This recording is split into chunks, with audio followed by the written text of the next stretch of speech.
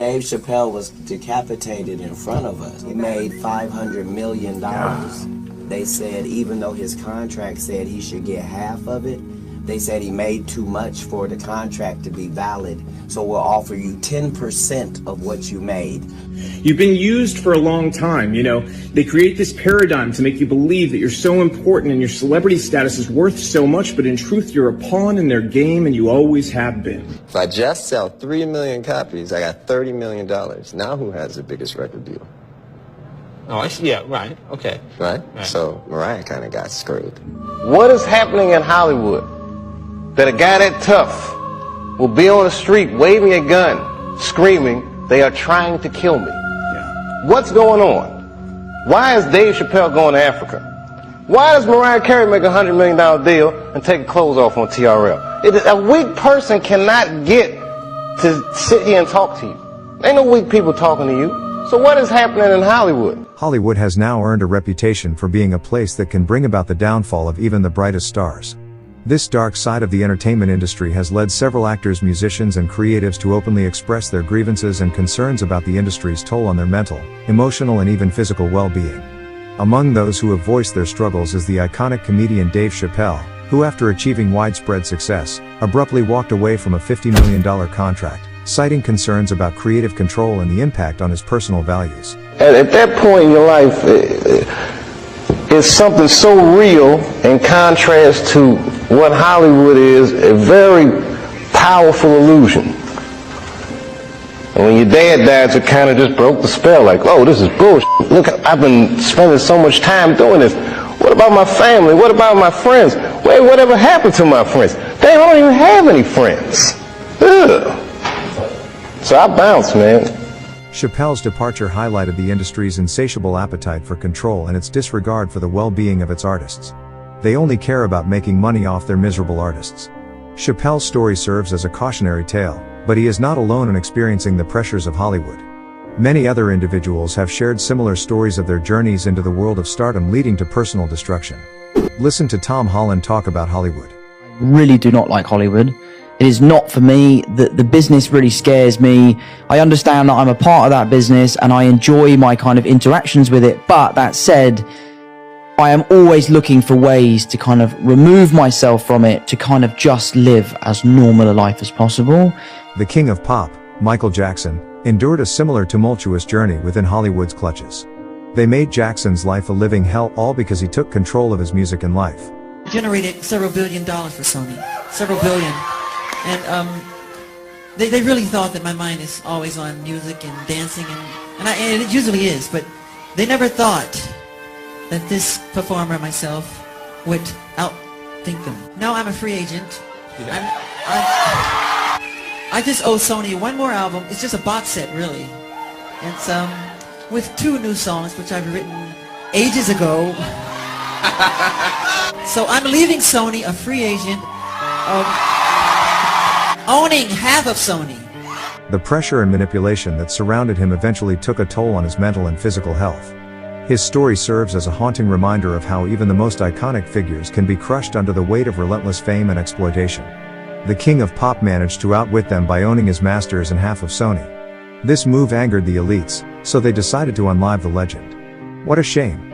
Martin Lawrence, known for his comedic prowess and acting chops, also faced the darker aspects of Hollywood. You know, when we did Blue Streak, we were promoting it, and Martin had a stroke. He almost died. And then after that, I saw him, and I was like, oh my God, Martin, are you okay? And he said, I got the best sleep I ever got in my life. That's how tough he is. So let me ask you this. What is happening in Hollywood that a guy that tough will be on the street waving a gun, screaming, "They are trying to kill me"? What's going on? The industry's harsh demands made his struggles with mental health and personal demons worse. The pressure to constantly deliver, coupled with the competitive environment, contributed to his well-documented breakdown. Lawrence's journey underscores the importance of providing a supportive environment for artists and acknowledging the toll that fame can take on their lives. What about Jamie Foxx and his undeclared sickness? Do they expect us to think that's normal? Come on. And I really want Jamie to come out and, I want him to tell America what happened. and I'm giving him an opportunity to tell the truth. First of all, I want to say thank you to everybody that's prayed, man, and sent me messages. I cannot even begin to tell you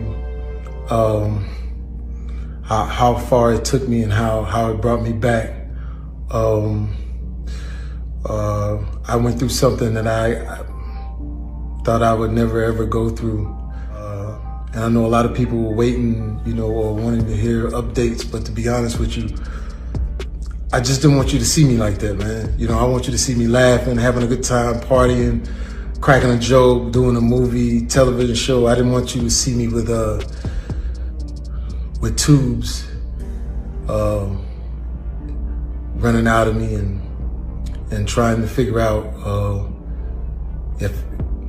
if I was gonna make it through. And to be honest with you, my sister Deidre Dixon, my daughter Corinne Marie saved my life. So to them, to God, to a lot of great medical people, I'm able to leave you this video. I cannot tell you how great it feels to have your family kick in such a way. And y'all know they kept it airtight. They didn't let nothing out. They protected me. And that's what I hope that everyone could have in moments like these. Now, by being quiet, sometimes things, get out of hand. People saying what I got. Some people said I was blind, but as you can see, the eyes are working. The eyes are working just fine. They said I was paralyzed. I'm not paralyzed. But I did go through, I went to hell and back. And my road to recovery had some potholes as well. But I'm coming back, and I'm able to work. So I want to thank the people that let me work. And I just want to say that I love everybody, and I love all of the love that I got. And man, I know they talk about people crying on videos. You can do take two, but I'm not gonna do a take two. It is what it is. And if you see me out from now on and every once in a while I just burst into tears, is because it's been tough, man. I was sick, man, but now I got my legs under me, so you're gonna see me out. There is something happening behind closed doors in Hollywood that these people are not telling us. All our brave brothers and sisters who dared to expose them are now either dead, mad, or declared insane by the elites to reduce their relevance. Tales of exploitation and manipulation behind closed doors have haunted Hollywood for years. These are just a few examples of how Hollywood's allure can transform into a destructive force. The entertainment industry's insidious underbelly often thrives on exploiting vulnerabilities, leaving its victims disillusioned and scarred. The way I looked at it, I owned the work because I paid for it. And I did all the work, I created it, so I felt like it should belong to me. That said, the companies felt otherwise, and they would always hold this contract up and say, well, you signed it. And I say, well, I understand that. It's not like I want to leave, I just want to, talk about this thing and see if we can't make it more fair. Of course, they wouldn't change, because if they changed, they wouldn't really exist. And that's kind of the situation we're in right today. They're not going to exist much longer. But it's not like we're against them or anything like that.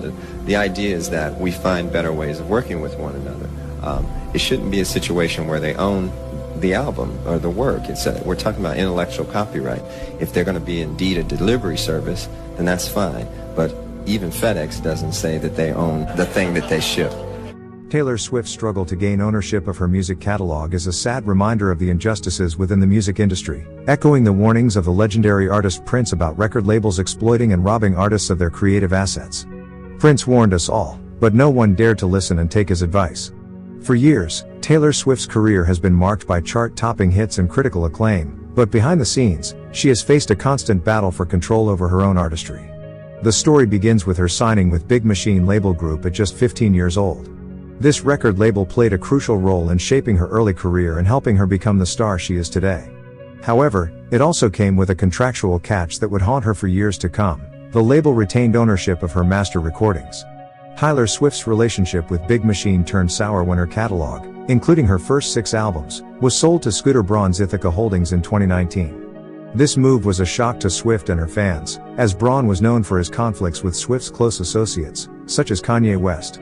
The sale meant that Swift no longer had control over her own music, a situation that she vehemently opposed. Taylor Swift's fight for control of her music echoes the sentiments expressed by Prince decades earlier. Prince was a trailblazer in the music industry, not only for his groundbreaking music but also for his outspoken advocacy against record labels' unfair practices. He famously wrote the word slave on his face and changed his name to a symbol as a protest against Warner Brothers Records, demonstrating his belief that artists were being treated as commodities rather than creators. Prince's battle against the music industry serves as a stark reminder of the systemic issues that artists like Taylor Swift continue to face. Record labels have often prioritized their financial interests over those of the artists who produce the music. The struggle for ownership and control has long been an issue in the industry, and artists have historically faced significant challenges in regaining their rights. Taylor Swift's efforts to regain control of her music have not been in vain. In 2019, she announced her intention to re-record her early albums, allowing her to regain ownership and control over her work.